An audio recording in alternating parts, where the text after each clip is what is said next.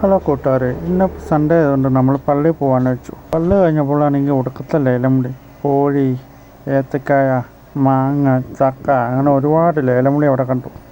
അത് കഴിഞ്ഞപ്പോൾ ചെറിയൊരു മീറ്റിംഗ്, ബാഗ് വിതരണം, ബുക്ക് വിതരണം ഒക്കെ ഉണ്ടായിട്ടോ.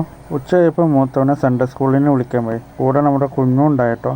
അവനാണെങ്കിൽ മടി കാരണം സൺഡേ സ്കൂളിലും പോയില്ല.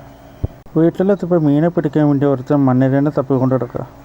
ഞാനാണെങ്കിൽ അവൻ കൊണ്ടുവരുന്ന മീനെ വെട്ടാൻ വേണ്ടി നോക്കി വെക്കുക. പറഞ്ഞ പോലെ ആൾ മീനൊക്കെ പിടിച്ചുകൊണ്ട് വന്നിട്ടുണ്ട്. ചെറിയ മീനുകളാണ്.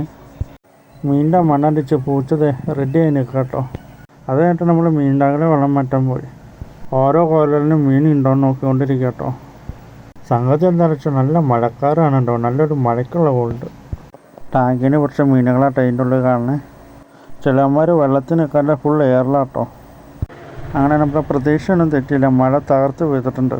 ടാങ്ക് ക്ലീൻ ആക്കിയപ്പോൾ മീനൊക്കെ അതിലേക്ക് പിടിച്ചിട്ട് ഇപ്പോൾ കണ്ട അടിപൊളിയായിട്ടുണ്ട്. അപ്പോൾ അടുത്ത വീഡിയോ നമുക്ക് ഇനിയും കാണാം. Tata, bye bye.